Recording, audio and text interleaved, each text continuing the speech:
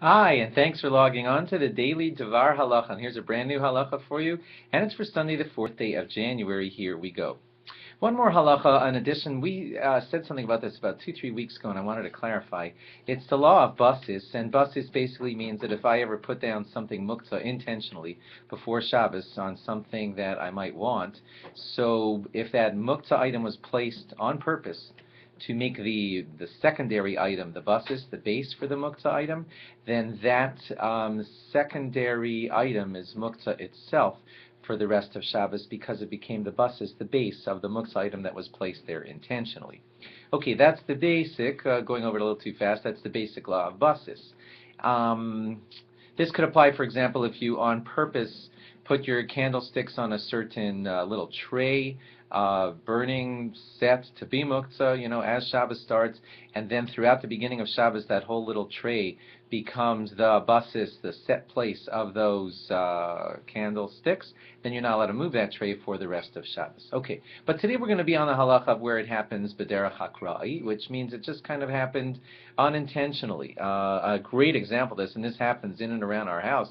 You might have, for some reason, stacked away in the food closet a box of matzah that you want to go access, and you find when you want to go get the box of matzah that there's a box of dishwashing detergent sitting on top of the box of matzah.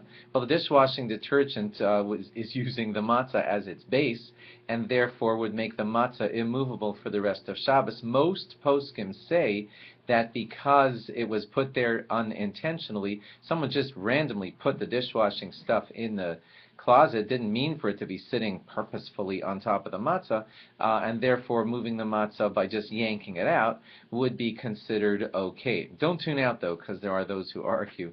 Another fantastic place to think about is your packed freezer, because sometimes in the freezer there can be somebody who put like let's say a batch of raw ground meat, stuffed it in there, and it's now sitting on top of some cake that you want to pull out of the freezer on Shabbos, and the raw meat is totally muktzeh, it has no purpose for Shabbos, and the cake has a Shabbos purpose, but somebody inadvertently or randomly just put the chopped meat, which is frozen and muktzeh, on top of that cake. So most poskim would say that you could just yank out the cake from beneath the frozen meat because it just got there b'derech hakroi, which means like kind of unintentionally and just randomly. Unfortunately, though, maybe unfortunately is not an appropriate word to use, but there is a psak or two here. The Taz believes that even derech hakroi can cause the item underneath to be rendered muktzeh, and so he would disallow pulling out that box of matzah from underneath, and he would disallow pulling out that the cake from underneath the chopped meat.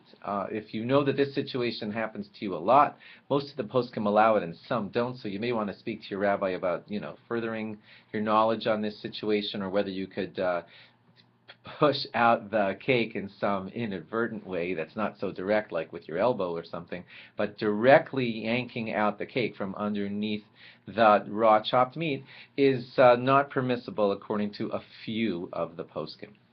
And lastly, I want you to just know that this can only happen, that this placement of the muktzeh item can render the thing underneath it a basis, only if the people placing it there are the owners of the item. Like if somebody randomly who doesn't have any permission to be doing this places something on as a bus, makes your item a basis by putting his wallet on top of your talis, let's say, right before Shabbos. Well, he can't make your talis bag a basis because it's not his talis bag.